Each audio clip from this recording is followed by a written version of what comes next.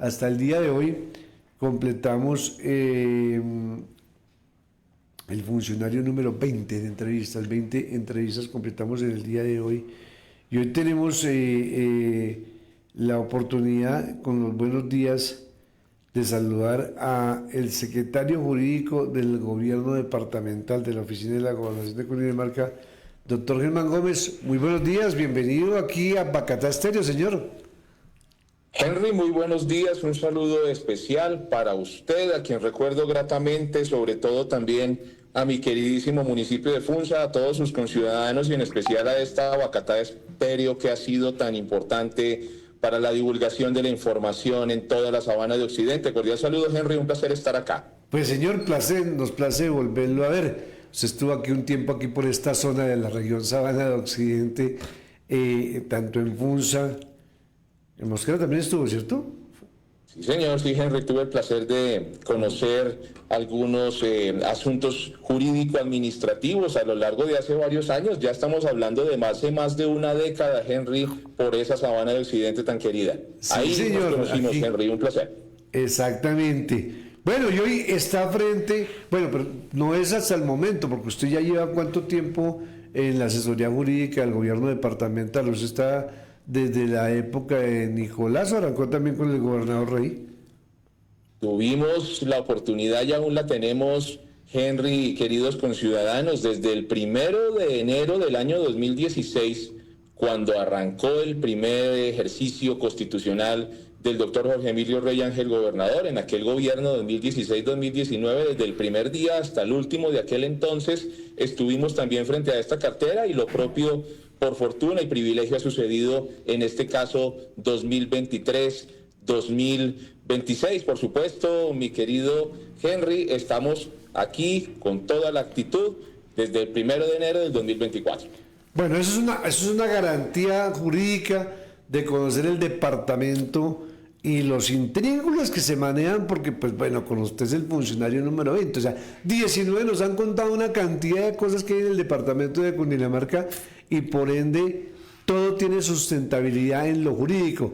Desde el mismo momento en que ingresan, usted tiene el soporte legal desde esa dependencia que está a su cargo, con todo el equipo jurídico, desde el ingreso de un funcionario y hasta qué punto son los alcances que tiene que responder usted en la gobernación. Pues en realidad, Henry, te lo voy a decir con mucha franqueza, diría que en todos los frentes. Diría que en todos los frentes, y digamos esto te lo planteo bajo los siguientes dos fundamentos.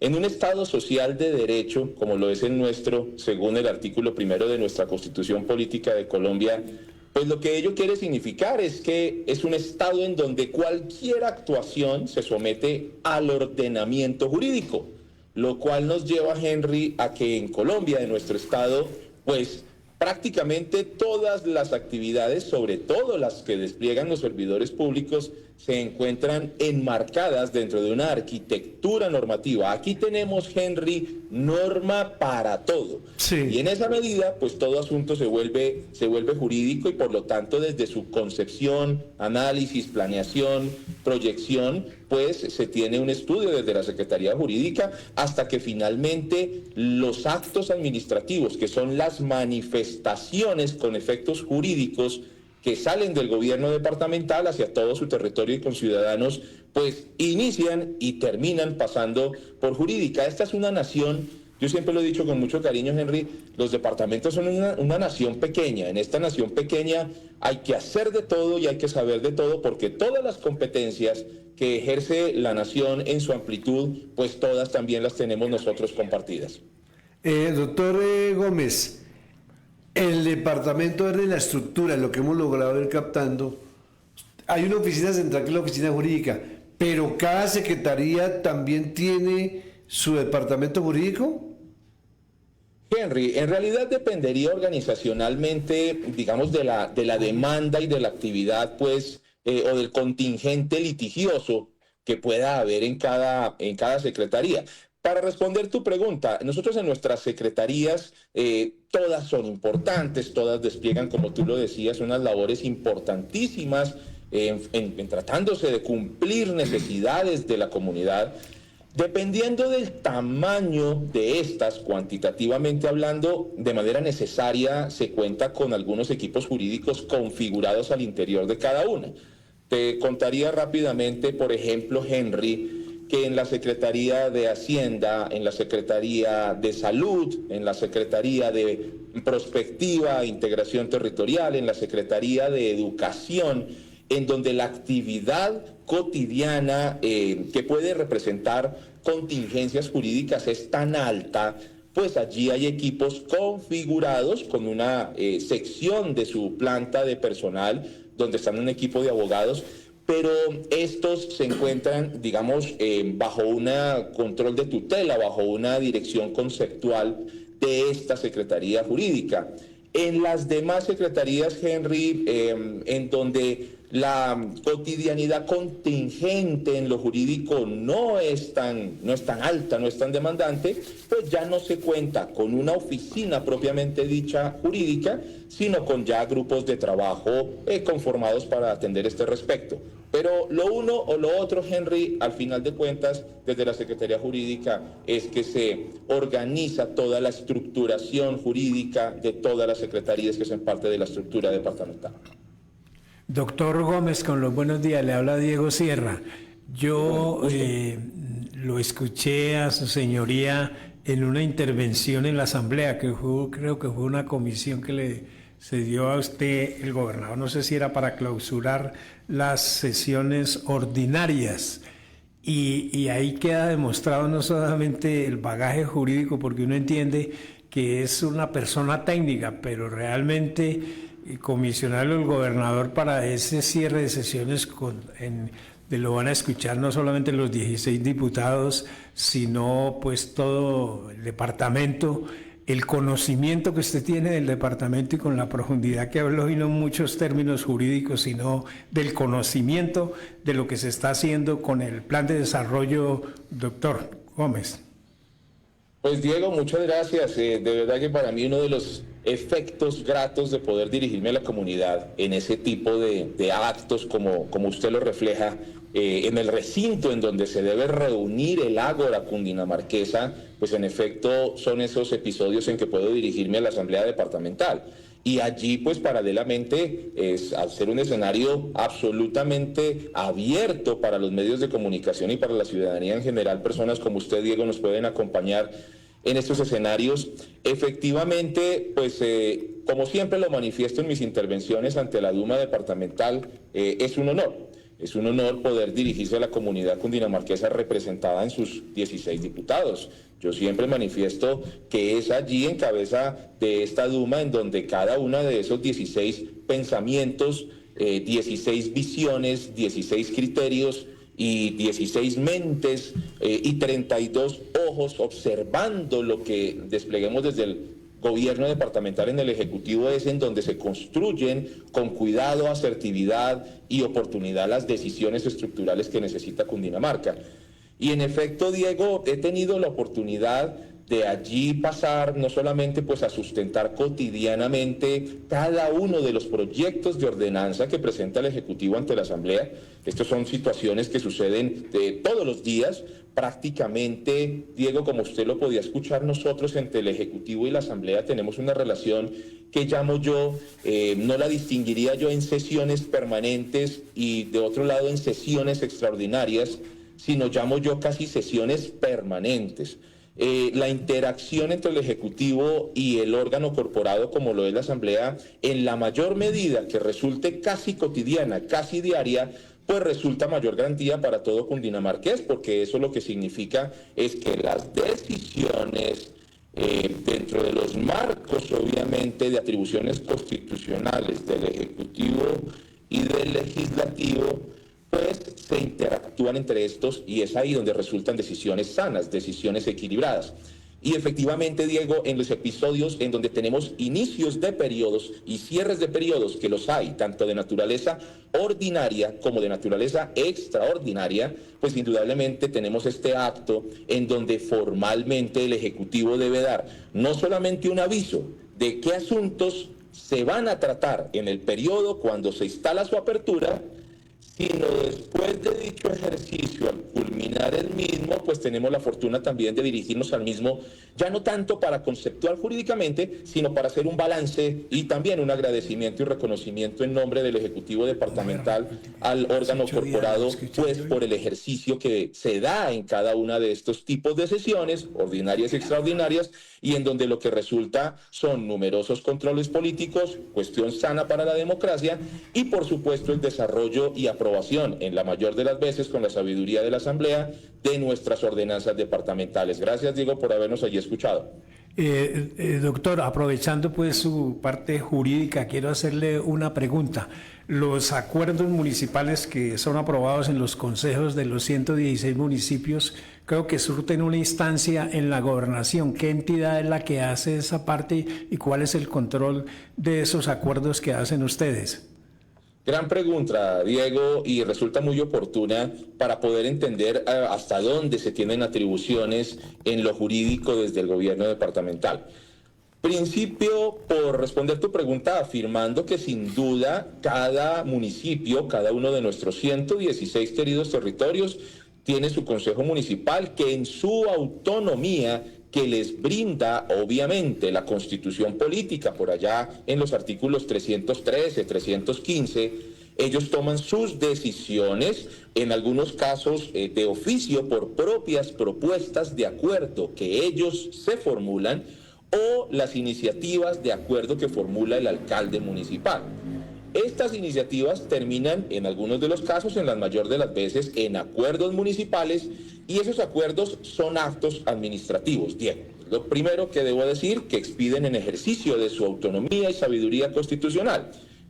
¿Qué rol puede ejercer las gobernaciones respecto a tales decisiones de los consejos?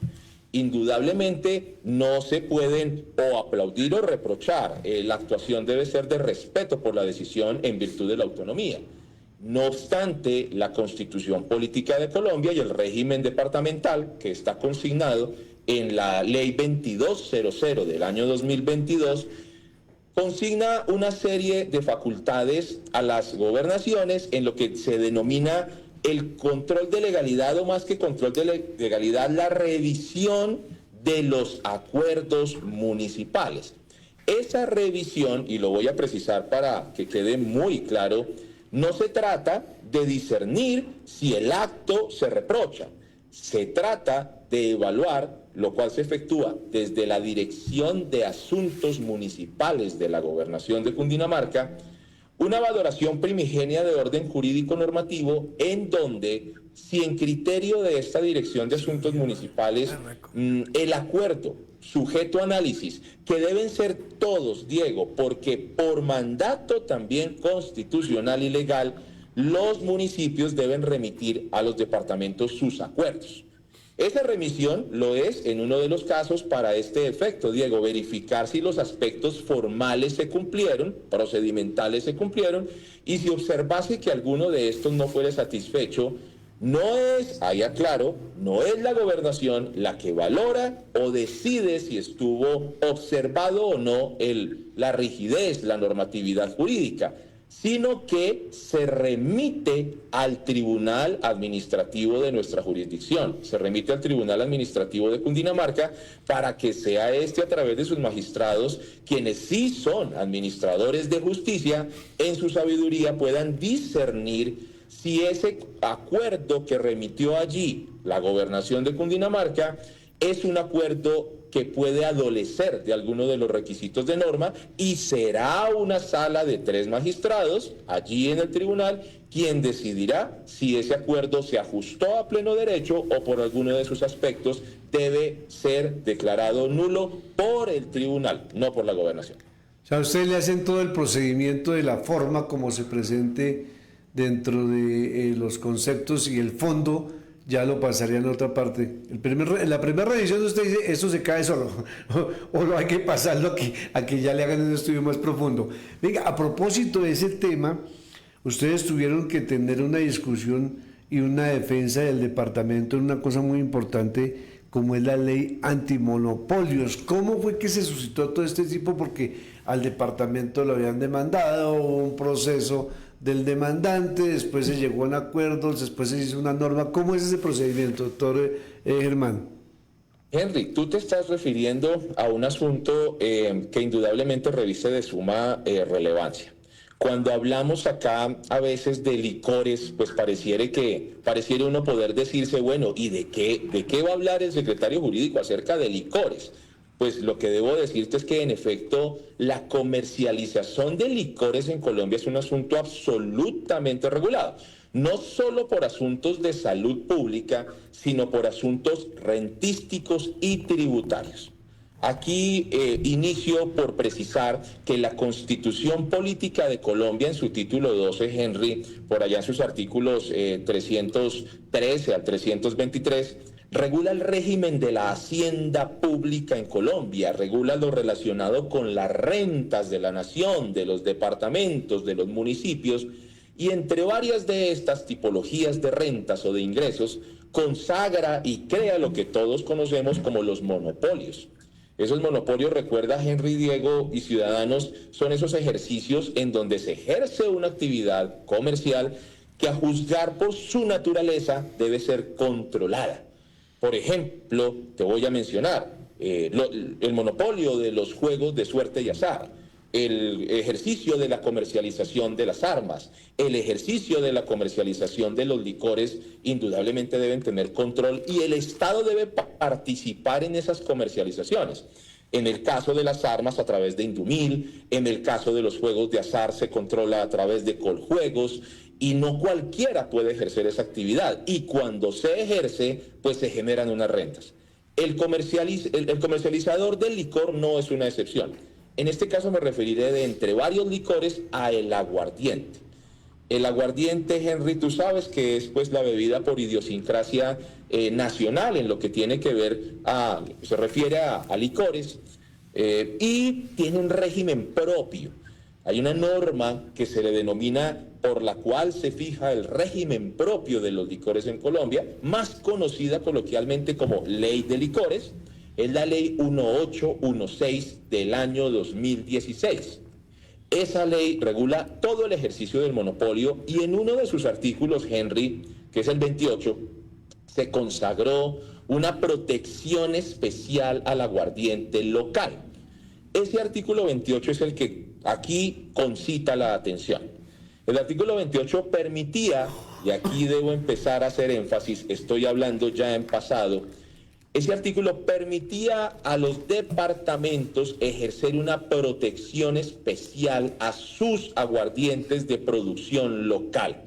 En el caso nuestro, pues el monopolio se ejerce, ustedes bien lo saben, a través de la empresa de licores de Cundinamarca y esa medida de protección que permite o permitía que los gobernadores, cuando consideraran se diesen ciertos elementos que la norma describía, artículo 28, pudieran emitir una decisión administrativa, que son los decretos departamentales, en donde se suspendiera la introducción al territorio departamental de aguardientes foráneos. Aguardiente foráneo es este que viene de otros departamentos y que no es de producción propia en Cundinamarca.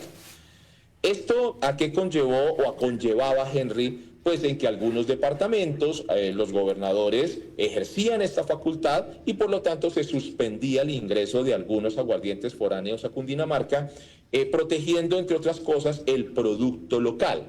¿Por qué hay que proteger el producto local? Entre otras razones, Henry y Diego, porque hay que conservar la pervivencia de la comercialización de nuestras empresas públicas que comercializan y producen los aguardientes.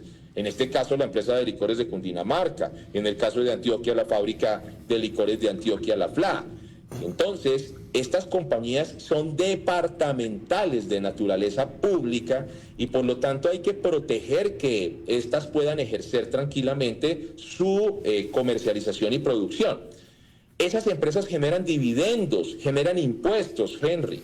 Esos dividendos que generan las empresas que producen el aguardiente local son transferidos también por mandato constitucional y legal a las gobernaciones, esencialmente, Henry, para financiar los gastos del sector salud, del sector educación y del sector deporte. buena parte de las rentas que alimentan la subsistencia y la cofinanciación de los gastos de nuestra red pública de hospitales en Cundinamarca viene de la transferencia que efectúa la empresa gracias a sus ventas y a sus dividendos, por lo tanto. Esta situación a qué conllevó, Henry, pues a que en el criterio de algunos ciudadanos se consideraba que esa norma que permitía esa facultad a los gobernadores resultaba contraria a la Constitución. Y pretextaban que resultaba contraria a la Constitución porque se estaba con ella restringiendo de alguna manera otros derechos. El derecho al libre comercio, el derecho del ciudadano a escoger el producto que consume, ello en un contexto en donde la libertad de mercado también se protege desde la Constitución política.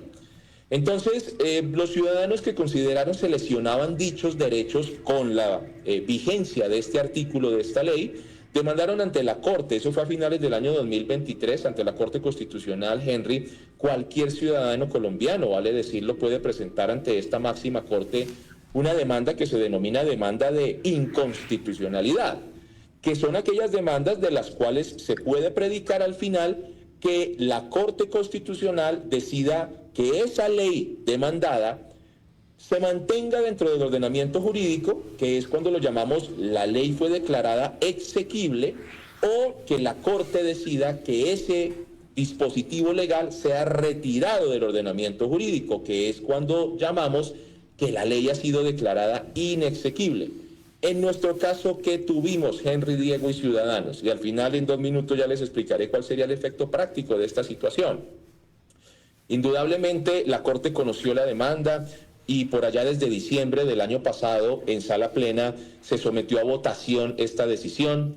En la primera sala que hubo, Henry, que fue el 4 de diciembre, hubo un empate entre los magistrados de la Corte son 9, pero hubo una magistrada que se declaró impedida, entonces quedaron 8 magistrados, los 8 magistrados votaron 4 a favor de la exequibilidad de esta norma y 4 votaron en contra de la exequibilidad de esta norma. ¿Qué sucedió entonces? Hay que designar un conjuez para desempatar la situación.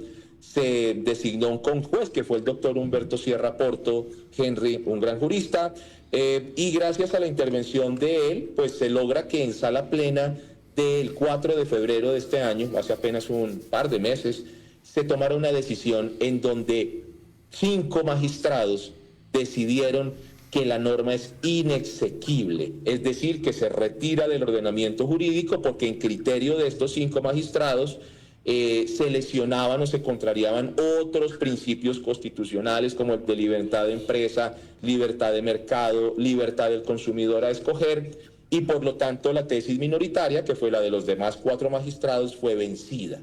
¿Esto a qué nos ha conducido desde febrero hasta hoy, Henry y Diego? Pues a tener un artículo que desaparece del ordenamiento jurídico y que le quita entonces a los gobernadores en Colombia esta facultad y que por lo tanto ello conllevaría a una comercialización más abierta y sin barreras entre departamentos en lo que a aguardiente se refiere, con algunos efectos, y aquí viene uno de los efectos prácticos que nos ha llevado a la necesidad obviamente legítima y deseada de contarle estas situaciones a la ciudadanía. Habrían unos efectos rentísticos. Indudablemente habrá que tener una fuerza de ventas que permita que el aguardiente local, nuestro aguardiente Néctar, sin duda tendrá esa fuerza con todo su portafolio que está diseñando y robusteciendo.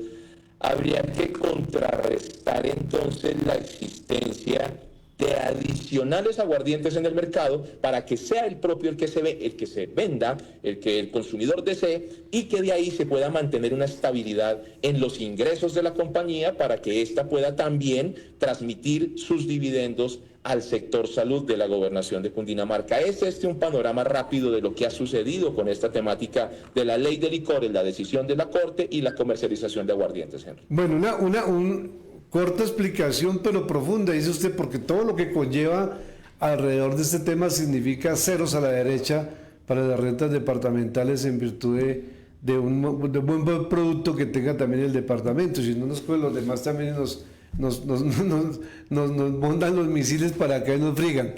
Pero bueno, Permítame, 6:55, excúsame, oyentes, don Yomar Duque, aquí está pendiente el exalcalde de Funza, don Gustavo Peña Cárdenas, un abrazo, Gloria Vaquero, Magdalena Gómez Cuervo, oyentes que están aquí pendientes, doctor, en todas estas explicaciones.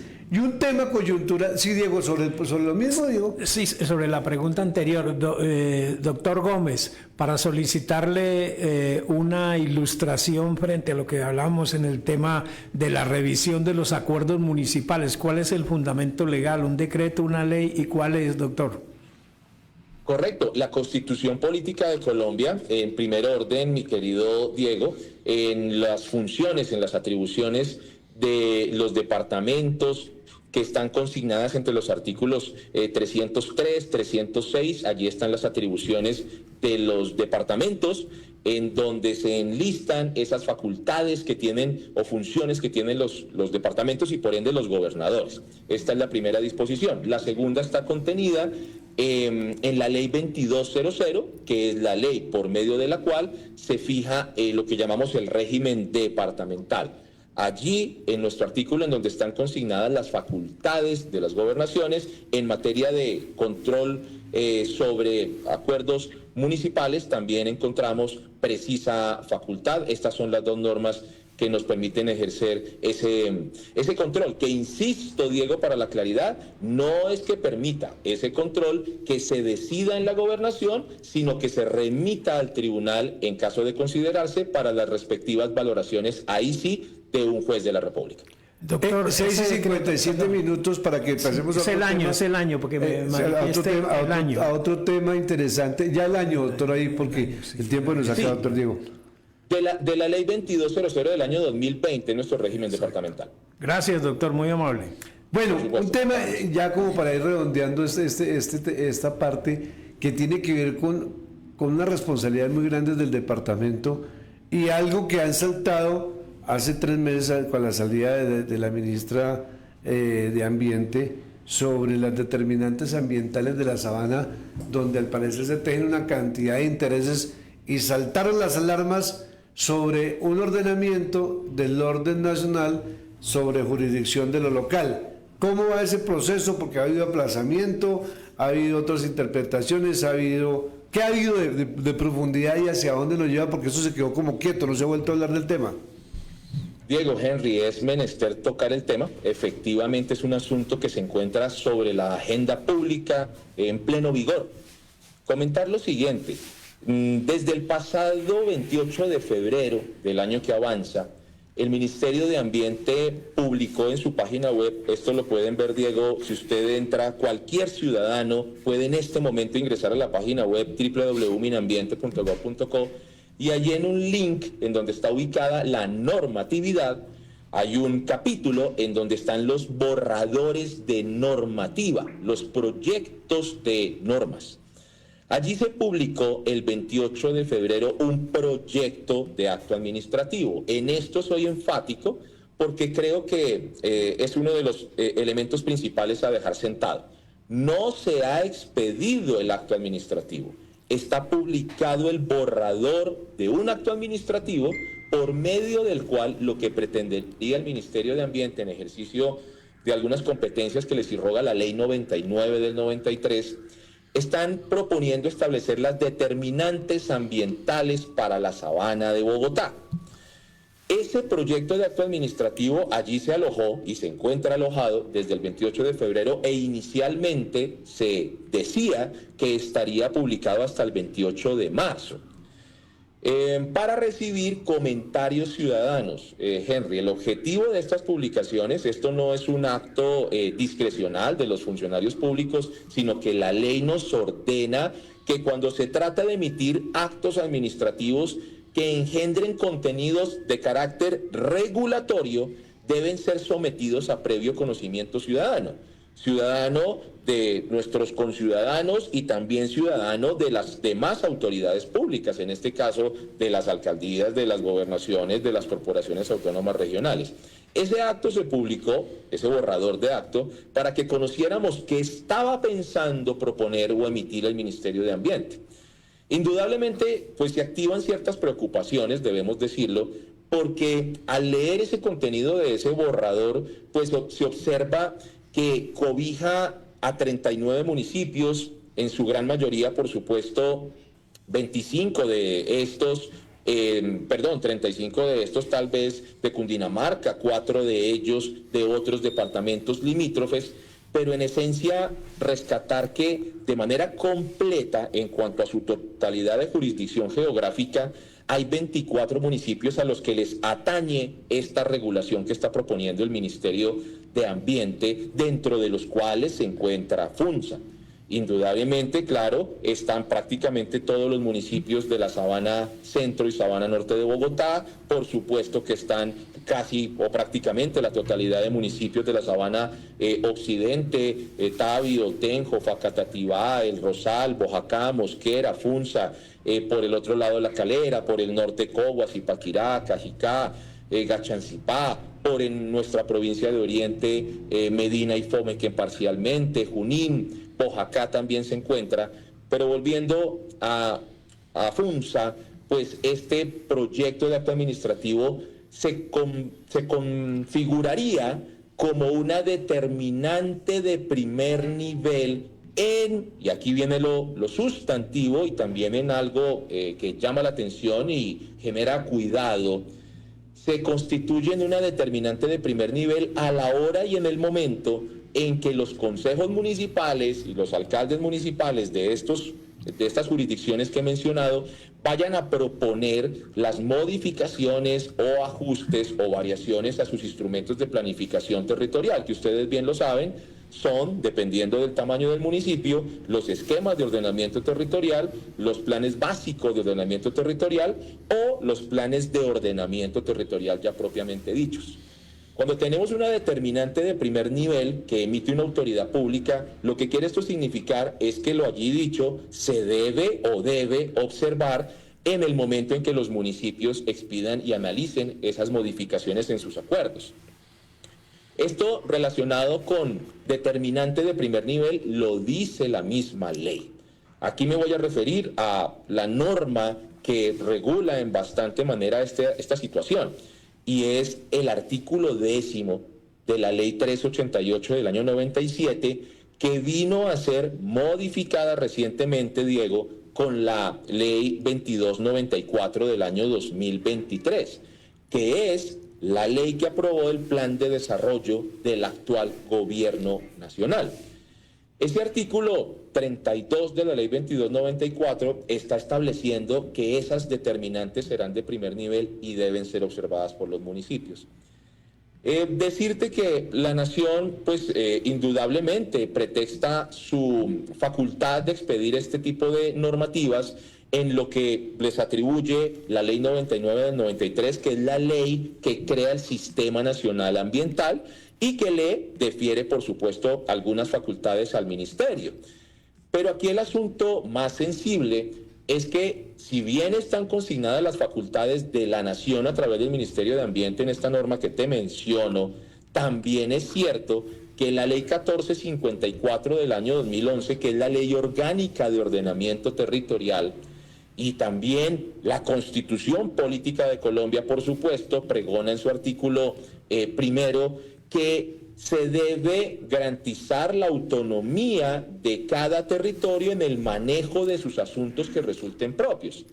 Y uno de los asuntos propios, ustedes lo saben bien, Diego, Henry, ciudadanos, es que cada municipio, a proposición de su alcalde y con la aprobación de su consejo, expida las normas que regulan su suelo, el desarrollo de su suelo, la vocación de su suelo, la forma en que urbanamente se desarrolla el municipio. Es un ejercicio que se le debería garantizar constitucionalmente y legalmente según la Ley de Ordenamiento de los Municipios. Entonces, ¿aquí qué nos encontramos? Que si tomamos unas determinantes ambientales que llegase a emitir la Nación a través de este proyecto de decreto, muy probablemente se van a encontrar con que invadirían en alguna parte esa autonomía de que gozan los municipios para expedir esas modificaciones y ajustes a sus POT. Indudablemente nosotros lo que hemos venido llamando la atención respetuosa, por ejemplo, en un ejercicio de diálogo interinstitucional y de concertación, como lo es lógico entre distintos niveles de autoridad pública, a nosotros debemos tener un deber de coordinación interinstitucional. Y por lo tanto lo que hemos venido solicitando respetuosamente a la Nación es que se den unos debates serios con profundidad técnica en mesas de trabajo debidamente constituidas para que el ministerio, antes de expedir ese borrador de acto administrativo, escuche cómo lo indica la ley, y aquí ya te digo a qué norma me refiero, Diego, lo indica el parágrafo primero del artículo 32 de la ley 2294, que la Nación al momento de emitir estas determinantes de primer nivel, pues debe consultar la realidad de cada municipalidad potencialmente afectada. Y cuando digo afectada no estoy diciendo que una determinante ambiental lesione a un municipio. No, estoy hablando de afectación en el sentido de en algo le va a variar su situación cotidiana en cuanto a desarrollo sociodemográfico, en cuanto a actividad socioeconómica. No necesariamente estoy hablando de adversidad, pero sí de cambio. Y tú sabes que esos cambios deben ser concertados entre la Nación y los municipios. Todo este debate, para redondear la idea, Henry, y obviamente entendiendo lo valioso del tiempo, para mencionarte que la Ley 99 en su artículo 61 ha establecido que la sabana de Bogotá es un sistema de interés ecológico nacional y que por lo tanto no es un asunto puramente local, dispone la ley, de ahí el que la Nación esté ejerciendo esta facultad. Ahora, ¿qué tenemos a hoy? Ese acto, como les decía, estaba publicado desde el 28 de febrero.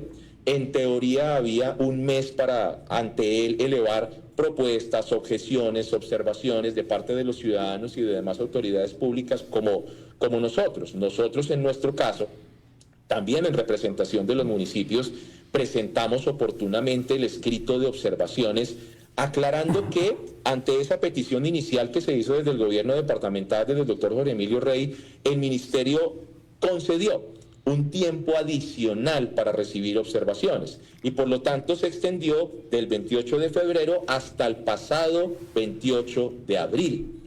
Este día, 28 de abril, dentro del término oportuno, Henry, el gobierno departamental, con la coordinación de la Secretaría de Prospectiva e Integración Territorial, radicó ante el Ministerio de Ambiente el documento donde se recoge desde lo técnico y desde lo jurídico y desde lo ambiental y desde lo socioeconómico las observaciones a este proyecto de acto administrativo y estaríamos entonces a la vuelta, Diego, de observar si la Nación decide ejercer esa facultad emitiendo finalmente ese acto administrativo o dejándolo de hacer hasta tanto, por supuesto, eso sí, atienda cada una de las observaciones que le han sido allegadas, no solo por Cundinamarca, sino, presumo yo, por un gran número de actores de los municipios afectados.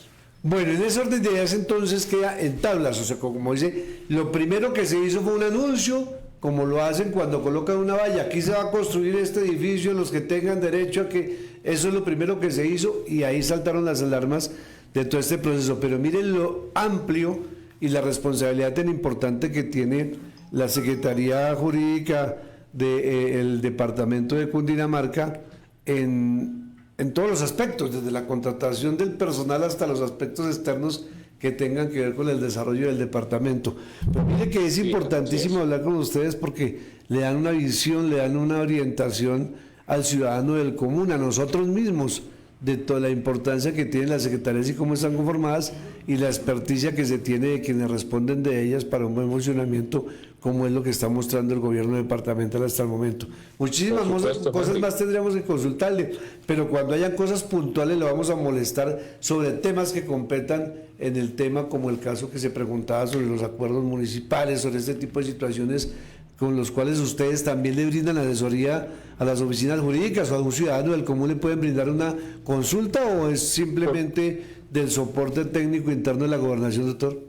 Por supuesto, Henry, nosotros como todo despacho público, por sobre nosotros también asiste el deber de atender consulta ciudadana. Tú sabes que el derecho de petición, además de solicitar información general o además de solicitar el acceso o reproducción a documentos públicos, también está el derecho de petición de consulta. Nosotros no somos la excepción y por el contrario, cotidianamente recibimos consultas o ciudadanas o también de municipios y funcionarios públicos, a veces, en la mayor de las veces, de sus oficinas jurídicas, para conceptuar, consultar asuntos que desde la Secretaría efectivamente lo hacemos, Henry. Sin duda, este es un asunto muy relevante el que te acabo de contar. No quisiera despedirme sin al respecto decirte que estamos entonces atentos a las resultas de las decisiones del Ministerio de Ambiente y decir principalmente que estamos muy atentos a que si dicho acto administrativo es emitido y al observar no se observa, se hayan atendido